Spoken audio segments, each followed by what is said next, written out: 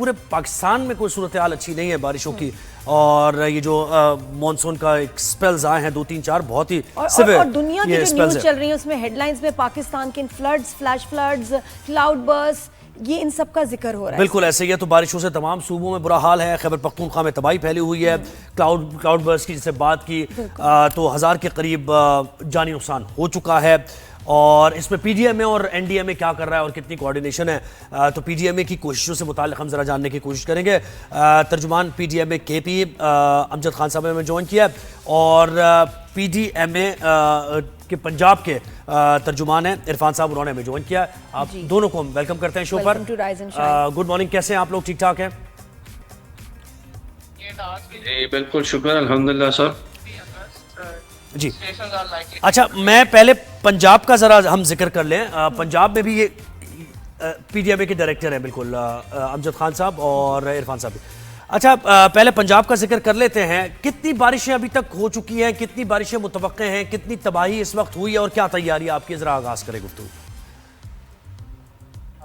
Thank you very much for having me. और अभी हम 7th स्पेल जो है वो मॉनसून का पंजाब में चल रहा है, और इससे पहले आपने देखा कि इस साल ओवरऑल जो मॉनसून था वो अबव नॉर्मल रेनफॉल प्रेडिक्टेड था और 20 से 25% ज्यादा बारिशें थी।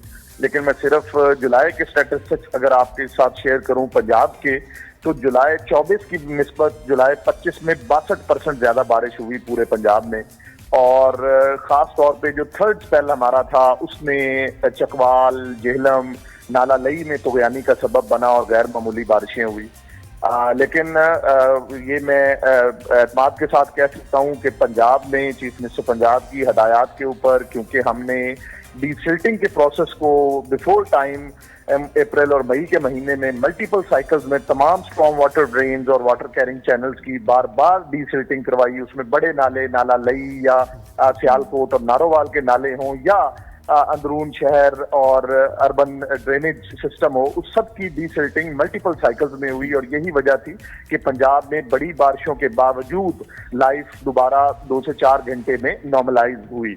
अब हमें 23 तारीख से फिर दोबारा ज्यादा भरपूर बारिश का स्पेल पंजाब में एक्सपेक्ट किया जा रहा है, क्योंकि इस वक्त इसकी ज्यादा कॉन्सेंट्रेशन, जैसे आपने शुरू में कहा, सिंध और बलूचिस्तान की तरफ ज्यादा है। दूसरा, मैं इसके साथ साथ ये भी बताता चलूं कि पंजाब में इस वक्त जो हमारे मेन दरिया हैं, हमें पिछले 10 दिन से, बल्कि इससे भी ज्यादा टाइम से, इंडस रिवर में कंटिन्यूसली दरमियाने दर्जे का सैलाब चल रहा है। और उसकी एक वजह यह है कि तरबेला डैम हमारा अल्हम्दुलिल्लाह 100% फिल हो चुका हुआ है और वहां से भी डिस्चार्जेस आ रहे हैं। और प्लस ये बाकी दरियाए काबुल में और जो अपर कैचमेंट्स की बारिशें हैं और ग्लेशियल राइजिंग की वजह से इंडस रिवर में कंटिन्यूसली इंडस रिवर में कंटिन्यूसली दरमियाने दर्जे का सैलाब चल रहा है। इसके साथ साथ एक और जो बड़ा पंजाब के लिए इस वक्त मेजर इशू है वो दरियाए सतलुज है कि जो अपर कैचमेंट्स में इंडियन साइड पे डैम्स है, पौंग डैम और भाखड़ा डैम, वो भी अपनी कैपेसिटी का ऑलमोस्ट 80 to 85% अटेन कर चुके हैं। तो सर ये तो बड़ी अलार्मिंग बात नहीं हो गई है? और आपने अल्हम्दुलिल्लाह कहा उसमें क्या 100%, ये थोड़ा सा अमजद साहब हम कंफ्यूज हो गए। आपने कहा अल्हम्दुलिल्लाह जो डैम है वो 100% पूरा हो चुका है, फिल अप हो गया है। जी इरफान साहब, जी तरबेला डैम पूरा हो चुका है। और इसमें खुशी की क्या बात है? ये जरूरी है हमारे लिए। अच्छी बात क्या है सर, जरा वो बताइएगा इसमें अच्छी बात क्या है, क्योंकि हमें नहीं समझ आई, हमें तो डर लग रहा है। जी तरबेला डैम का फिलअप होना इसलिए जरूरी है कि ये हमारी फूड सिक्योरिटी के लिए और हमारी जो एग्रीकल्चरल नीड्स हैं सारा साल, अगर तरबेला डैम, क्योंकि इस वक्त मंगला डैम हमारा नहीं भरा हुआ और वो तकरीबन अभी 70% तक भरा हुआ है, तो वो एक चैलेंज है कि उसको मॉनसून के सीजन में ही वो मंगला नहीं। तो अगर मुझे बताएं अगर मजीद भी मॉनसून जरा प्रोलॉन्ग हो जाता है तो मुझे ये बताएं कि तरबेला, अल्लाह ना करे, अगर और रेला आता है तो तरबेला का पानी कहाँ जाएगा? फिर वो ओवरफ्लो होगा? नहीं, इसको समझने की जरूरत है। यही हम समझ इसका के ऊपर पूरी तरह से एक मजबूत सिस्टम इन प्लेस है। और अभी भी तरबेला से पानी का डिस्चार्ज, वो स्पिल वेज से कंट्रोल डिस्चार्ज जिसको कहते हैं, वो ऑलरेडी हो रहा है। और वो उस चीज को मद्देनजर रख के हो रहा होता है कि पीछे अपर कैचमेंट से मजीद कितनी बारिशें हैं और अपस्ट्रीम तरबेला कितना पानी आएगा और डाउन स्ट्रीम हमें कितना छोड़ना है। तो वो पूरे कंट्रोल तरीके से अभी इस वक्त तकरीबन 1.25 लाख क्यूसेक पानी वो तरबेला से नीचे डाउनस्ट्रीम छोड़ा जा रहा है। और ये डैम्स का भरना इसलिए भी जरूरी होता है कि ये मुल्क की पूरी एक लाइफ लाइन होती है, और इसके बाद अब सारा साल इस पानी को आगे हमने कंट्रोल डिस्चार्ज, लेकिन मार्जिन कम है, यानी मार्जिन कम है, चलाना है। होता है ना कैपेसिटी। फिर ओवरफ्लो करके फिर वहां से फिर वो कहाँ जाएगा, जाहिर है वो निकल जाएगा। अच्छा अमजद साहब आप जी शामिल गुफ्तगू करते हैं अभी अमजद साहब को भी, और फिर आपसे दोबारा और भी सवालात करेंगे। हम साहब आप बताएं, केपीके में तो बड़ी तबाही हुई, जैसे पंजाब में तबाही हुई हमने देखी। अब आप जरा पहले तो अपडेट कीजिए हमें कि पीजीएमए की क्या कार्रवाइयां हो रही हैं, रेस्क्यू ऑपरेशन क्या चल रहे हैं, क्या फोरकास्ट है रेन की? बिस्मिल्लाहिर्रहमानिर्रहीम। हमारे पास अभी तक जो कंफर्म्ड डेथ्स का वो तादाद आई है तो 392 ओवरऑल डेथ्स हुई है ये 15 अगस्त से लेके अभी तक, जिसमें कि मैक्सिमम 234 जो है हमारे पास बुनेर में है। और इसके साथ हमारा एक सर्च ऑपरेशन जो रेस्क्यू ऑपरेशन था वो स्टार्ट था बुनेर में, शांगला में और सवाबी में जैसे उस दिन क्लाउड बर्स्ट हुआ था उसमें काफ़ी लोग जो थे मिसिंग थे। तो कल वो ऑपरेशन कंप्लीट हो गया है और ओवरऑल उसमें सवाबी में 41 डेथ्स जो है वो रिकवर्ड हुई है, तो डेड बॉडीज रिकवर्ड हुई है ओवरऑल, और जिससे कि हमारा वहाँ पर ऑपरेशन कंप्लीट है।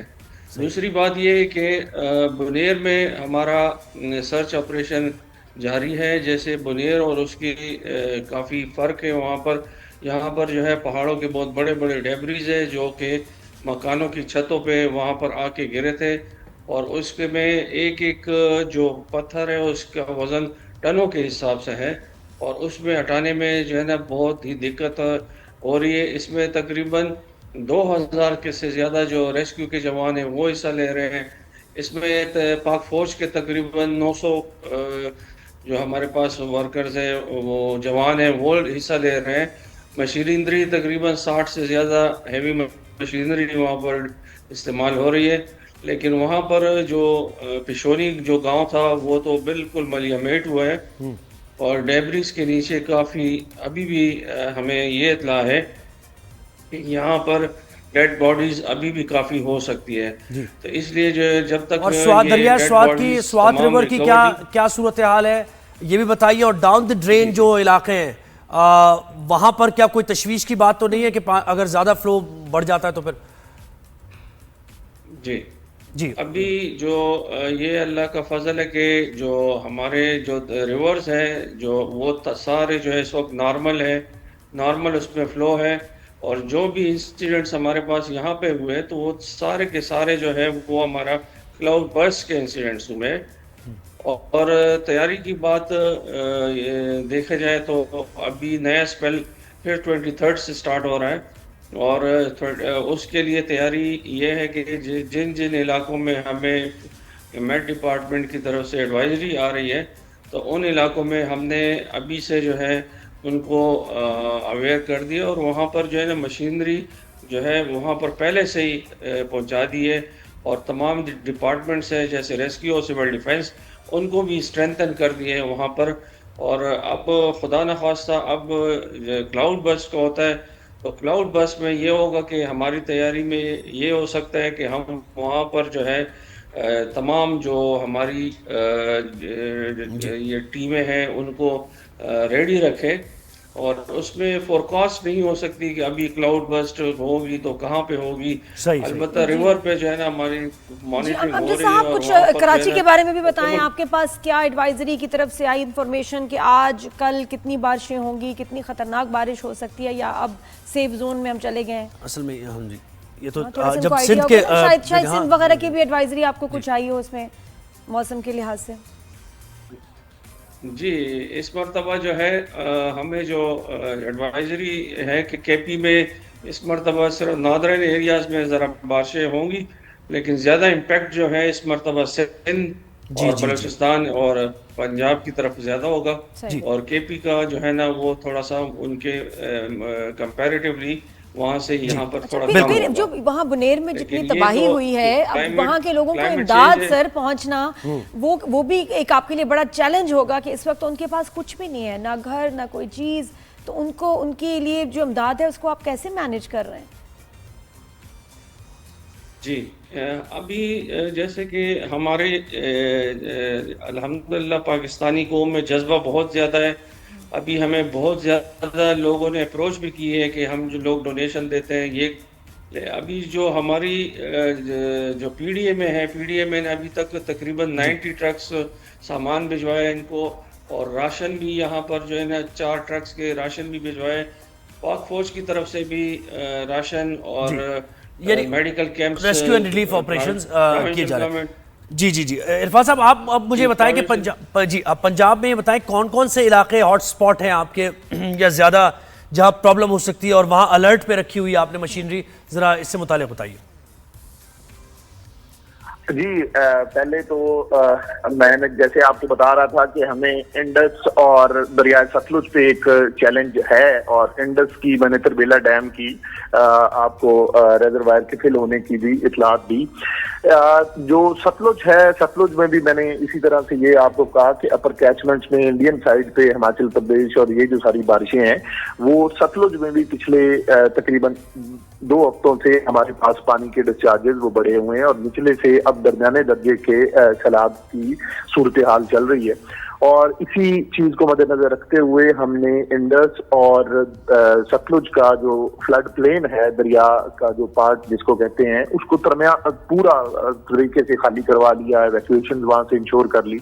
अब 23 तारीख के बाद फिर जो अगला पहल आ रहा है, इसमें हमें दोबारा इसका जो मेन कंसंट्रेशन अगेन नॉर्थ और नॉर्थ ईस्टर्न रीजन जो पंजाब का है, जिसमें पिंडी डिवीजन से लेके गुजरांवाला, गुजरात, लाहौर अप टू उकाड़ा, फैसलाबाद, ये बारिशें ज्यादा हैं जिसमें अर्बन फ्लडिंग का खतरा जरूर दोबारा हो सकता है। तो ऑलरेडी पूरी तरह से न सिर्फ रिसोर्सेज बल्कि जितनी भी HR है, रेस्क्यूअर्स हैं, वो मोबिलाइज्ड हैं, और इंशाल्लाह लेट्स होप कि ये जो बारिशें हैं वो बाइसे रहमत रहेंगी। जी जी, थैंक यू, बहुत शुक्रिया, आपने हमें टाइम दिया।